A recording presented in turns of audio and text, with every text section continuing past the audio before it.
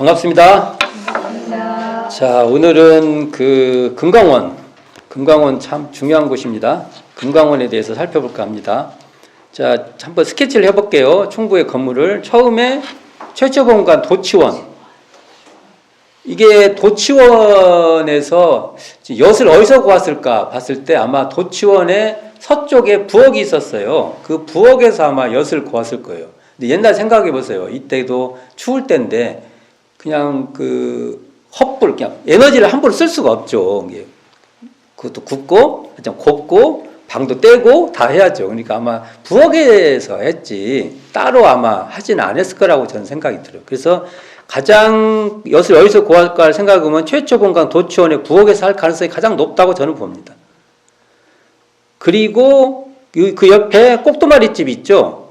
꼭두마리집은 아마 엿방으로 쓴 것 같아요. 엿을 만들어 쓰고 또는 엿 목판을 보관하고 이런 용도로 쓰지 않았을까라고 추정을 해보고, 이 건물이 나중에는 이제 세탁부가 되죠. 세탁하는. 그때 불법연구회를 해서 7부가 있었는데 그중 하나가 세탁부예요. 지금은 무슨 세탁부를 다 만드냐고 그러겠지. 근데 생각을 해봐요. 옛날에 먹고 사는 일 빼놓고 그 다음에 옷을, 지금이니까 여성 해방의 최고 공헌자가 누군지 아세요? 세탁기예요. 세탁기. 진짜예요.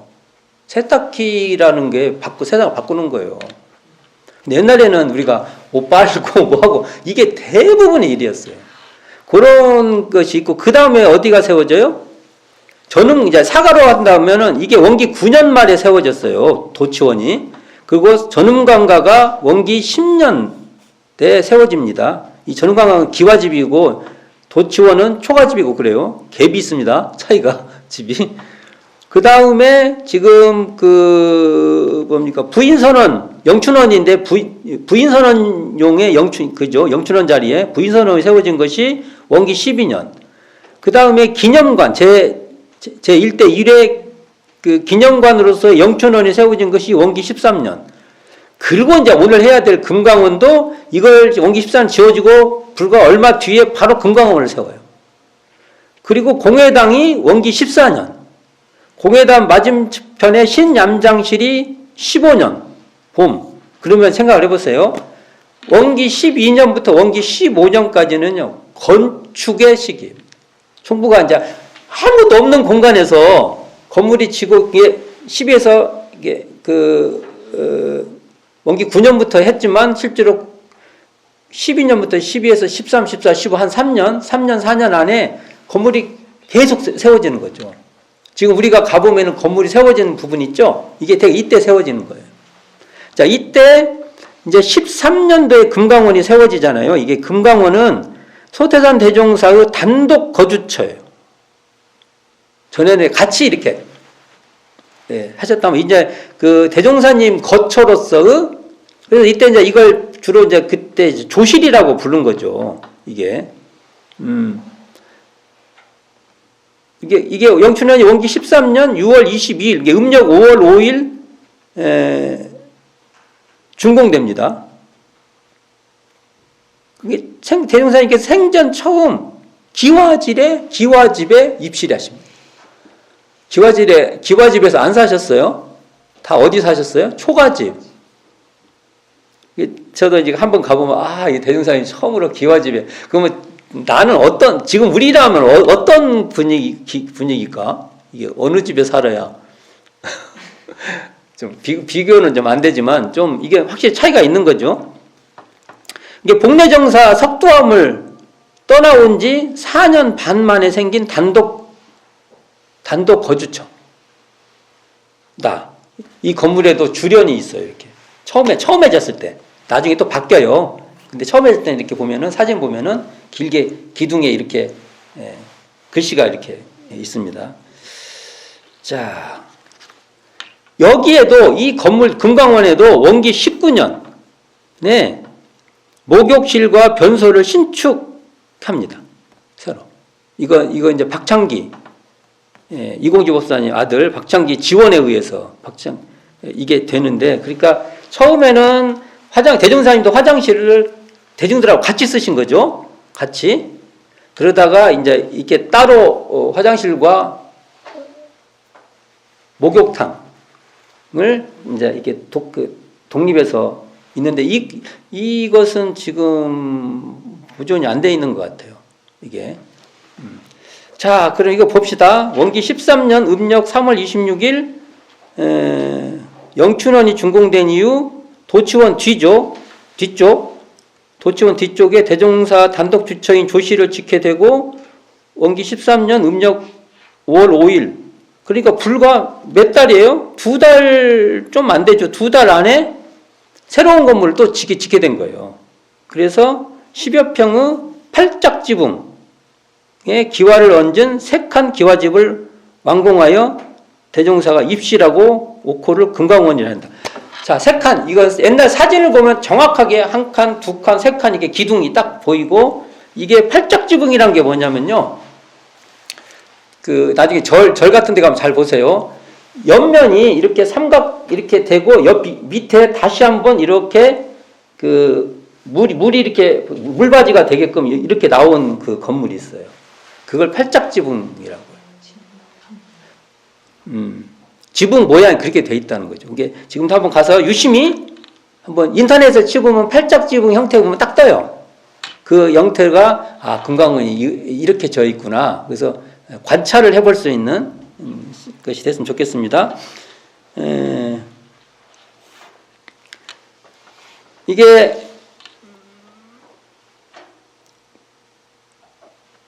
그러니까 이제 대종사님께서 이제 완전히 따로 거처가 생기고 영춘원은 이제 남자들이 사용이 되니까 이제 도치원하고 꼭두마리집은 여자분들의 이게 부인들용으로 완전히 이제 사용하게 되는 것이죠.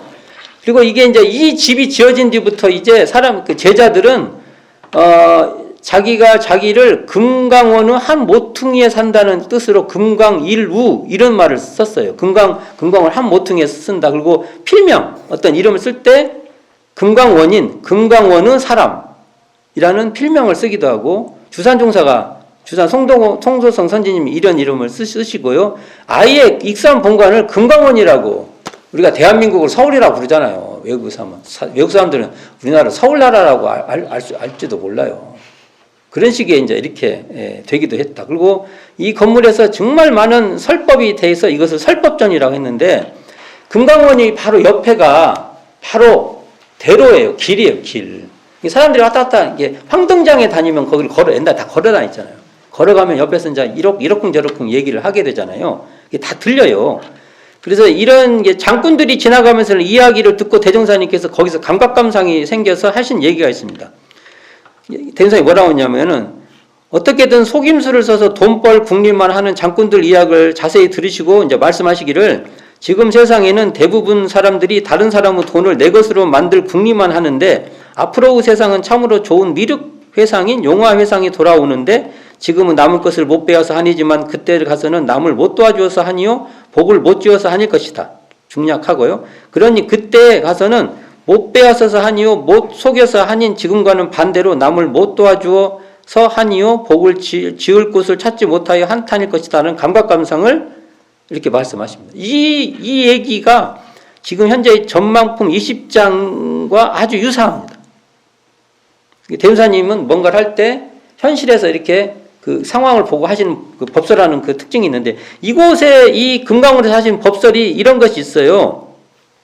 대종경 인도품 25, 26, 27 여기 지금 책에는 27 있죠. 이거 없애세요. 38도 없애고 인도품 25, 26, 35 이 장이 여기서 하신 거예요. 25장은 뭐가 나오냐면 남을 공경하면 내가 설이라 이런 주제로 나와 있고요. 26장은 강자로서 강자 노릇 못하는 사람들 그러니까 영원한 강자 되는 길에 대해서 말씀하신데 이 지금 금강원에서 하신 법설이에요. 이게. 그리고 인도품 35장은 남의 시비를 보아서 나의 시비는 깨칠지언정 그름을 드러내지 말라. 이게 지금 정전 솔성요령 10조에 해당하는 말이거든요. 이런 법설들이 이곳에서 있고 교의품 25장, 교의품 28장 선후본말을 알라. 그 다음에 교단품 5장 이런 법설들이 바로 여기서 설해진 곳입니다. 교의품 28장 진짜 중요하거든요. 교의품 28장. 근데 지금은 현재 그 대위법 28장은 너무 축약이 돼 있어요. 근데 여기 나오면은 너무 상세한 장편, 하나의 드라마 같은 얘기가 펼쳐져 있어요. 근데 그 이야기가 뭐냐면은 김영신, 서울에서 학교 나오신 분이잖아요. 요즘으로 말하면 우리가 교육받으신 분이에요. 초등학교도, 서당도 못 다닐 판에 지금 학교, 요즘 말하는 고등학교 교육까지를 받았다 해도 관이 아닌 교육을 받았잖아요. 그러니까 학교에서 뭐 배우냐 하니까 쭉 나이래. 거기 나이라는 과목을 보니까 옛날에 더 많이 배웠나 봐. 내가 모르는 게 너무 많아. 과목이. 그렇게 하면서는 이제 대종사님께서 설명을 해줍니다. 예화를 드려요. 그 금강원에 풍금이 있었나 봐요. 그리고 풍금이 굉장히 빨리 쳤다는 걸 알 수 있죠. 그리고 기념상.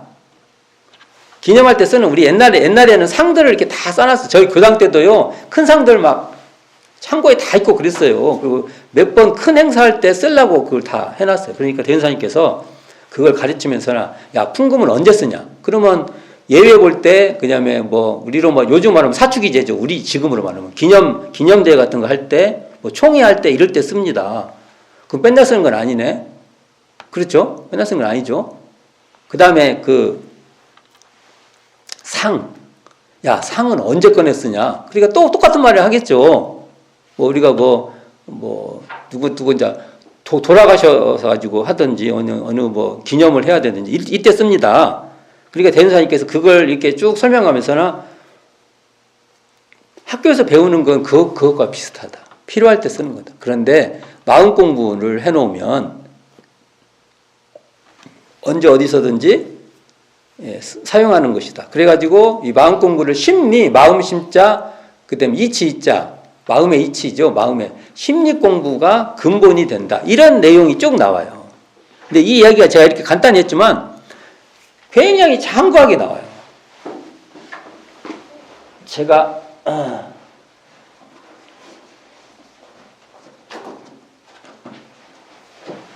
이번에 만드는 책이잖아요. 여기 보면 이제 거의 이 책에 한 2면, 이렇게 한 면 반 정도가 나오는 내용이니까 한번 찾아서 꼭 읽어보시기를 부탁합니다. 제가 너무 좋아서 읽어보셨으면 하는 거예요. 이 원문을 대종경뿐만 아니라 원래 대종사님 워딩이 있는 원문을 이곳에서 한번 같이 낭독해보는 그 기쁨이 있었으면 좋겠다라는 말씀을 해봅니다. 그 다음에 이 건물을 지을 때 바로 영춘원 짓고 나서 불과 2달 안에 짓잖아요. 그러니까 제자들이 시간 내에 나와서 터닦기를 이렇게 했나 봐요. 터닦기를 이렇게 건축을 터닦기를. 우리도 터닦기 해봐야 되나 가서 강강수월래라도 한번 가서 영춘원은 앞에 운동장이래 마당 앞에서 터닦기도 우리도 해보겠다고 강강수월래 그런 식으로 한번 해볼까. 근데 이때 김광선 선지님께서 이제 이렇게 제자들이 다 모여서 우리 불법용계 취지에 보면 취지규약에 보면은 혼몽 중에 있는 취 중에 있는 우리 그 대목이 있어요. 그래갖고 혼몽 중에 있는 우리 그러면 다른 사람들은 이제 나무함이 다불리 이런 식으로 해갖고 터닫기를 했대요. 그럼 우리도 이 불법용계 취지규약에 따라서 강강소리라도 해봐야 되나 아니면 뜀뛰기라도 해봐야 되나 이런 생각을 해보는데 이건 뭐예요? 대종사님을 위해서 금강원을 짓게 되니까 기뻤던 겁니다. 근데 이 팔산 김광선 선지님은 정말 그 마음으로 일관하셨던 것 같아요. 그래서 거기서 이렇게 우리도 팔산 김광선 선지님 같이 그 마음을 이렇게 내보는 거죠. 야, 대종사님 이제 단독 거처를 하니까 너무나 좋은 거예요. 그래서 우리도 불법연구의 취지 규약에 따라서 그걸 한 대목씩 하면서나 또는 같이 봉독하면서나 터닫기를 해볼 수 있는 그런 시간들이 됐으면 좋겠다 하고 이 자리가 정말 여러 법설이 너무 많은 곳이고 하지만 이 금강원의 그 이름은 한마디로 금강원은 이 자리가 바로 금강 성품자리라는 소리 아닙니까? 우리로 지금 말하면 일원상 성품자리다는 이 집이 바로 일원상. 왜요? 깨달은 대종사님이 계시니까. 그렇죠. 근데 이 금강에 관계된 참 재밌는 이야기인데, 대종사님께서 금강과 관계가 깊죠. 몽중소감해서 꿈속에서 뵀던 책이 금강경이죠. 첫 번째가. 그렇죠? 그래가지고 이 금강경을 보고 불법으로 주체 삼겠다고 말씀을 하신 것이고, 두 번째는요, 대종사님께서 금강산에 가보지도 않을 때, 가기 전에, 한 번도 안 가보셨는데 무슨 얘기를 하냐면 설법을 하십니다. 우리의 보물 금강산. 이 설법을 하십니다. 근데 이때가 1928년, 시창 13년,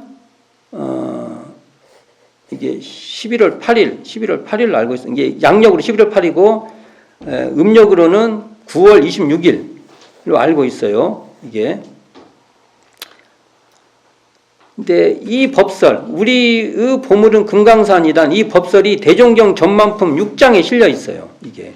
이날이 우리 대종사님 당대 때 공동 제사 기념일이었어요. 공동 제사 기념일.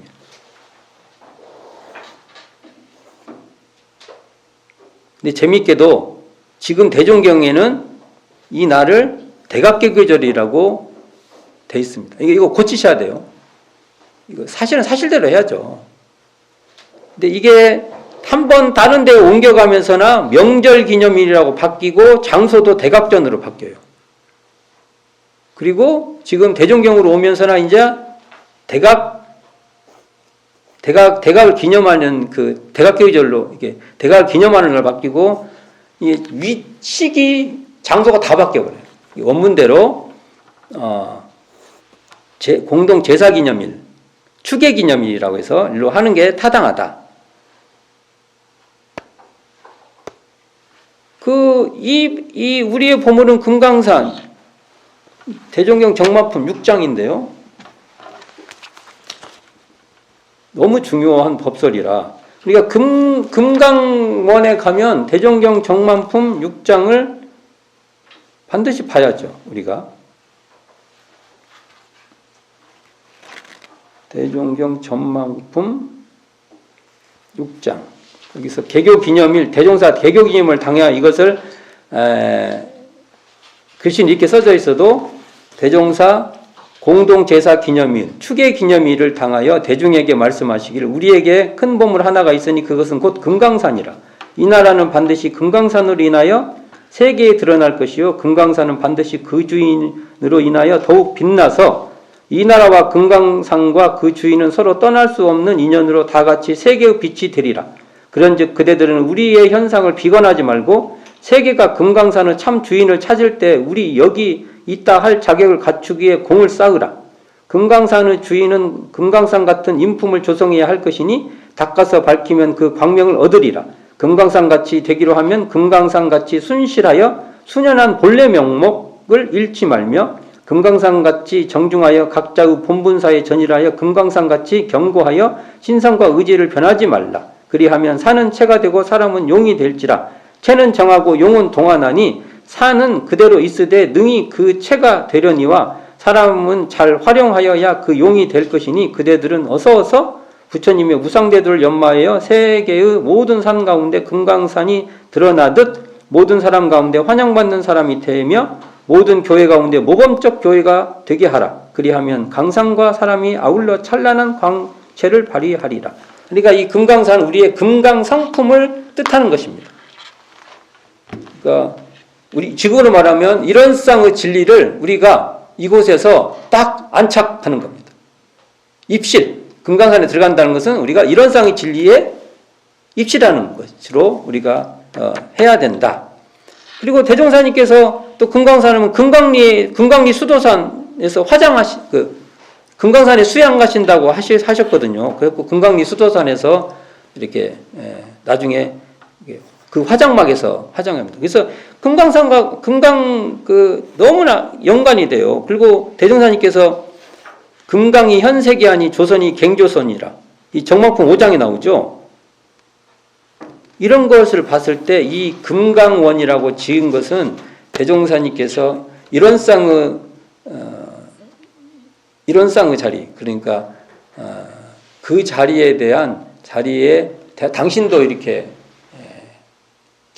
주거하시고 우리 모두가 금강의 자리, 그러니까 금강 일원의 자리에 입주, 요즘에 입주 집 살라고 힘들잖아요. 그 자리에 입주하라고 하시는 대종사님의 말씀이다. 이걸 그 자리에서 내가 사는 집도 찾아보지만 우리가 진정으로 거주할 곳은 금강과 같은 그 일원상의 자리에 들기를 서원해보는 그런 자리가 되었으면 좋겠습니다. 자, 수고하셨습니다.